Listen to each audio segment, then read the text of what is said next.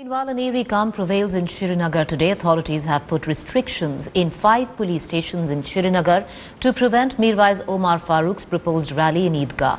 Mirwais-led Hurriyat Conference was planning a massive rally on the death anniversary of Mirwais Farooq and Abdul Ghani Lone in Eidgah today.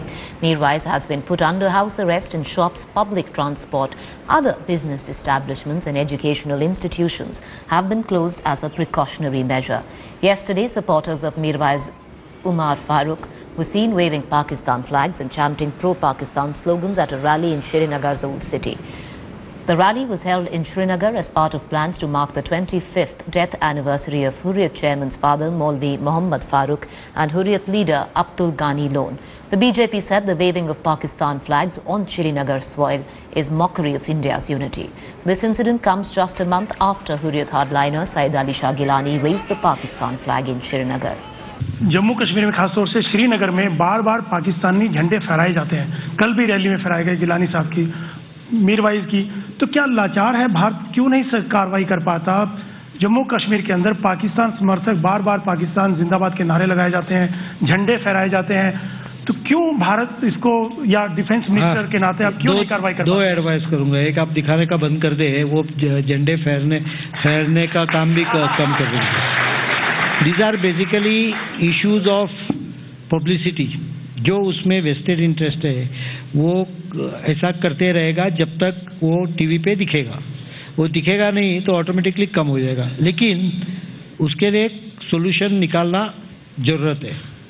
और मुझे लगता है एक चीज़ जो होनी ज़रूरत है और वो हो रही है थोड़ी बहुत, वेदर इट इज ईस्ट और जम्मू कश्मीर, केंद्र सरकार से जो पैसा उधर लोगों के डेवलपमेंट में जा रहा है, मुझे लगता है वो नीचे तक फिल्टर नहीं हो रहा है और ये नहीं हो रहा है, नीचे तक नहीं जा रहा है।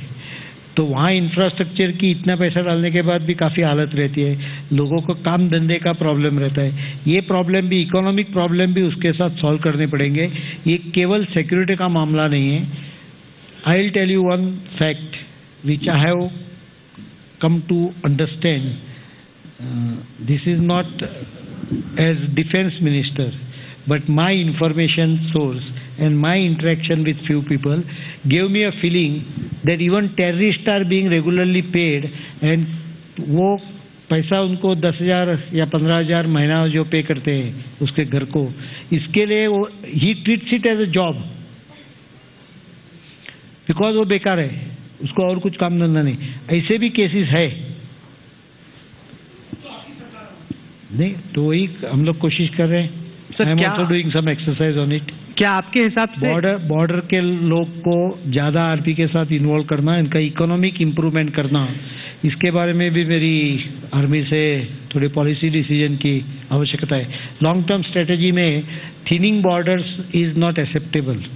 We have to maintain the population on the border, in the border area, and create their economic interest with the armed forces. Automatically आपको सपोर्ट भी मिलेगा और आपको उधर काम भी इजी हो जाएगा, because you will have a network of informing population around you.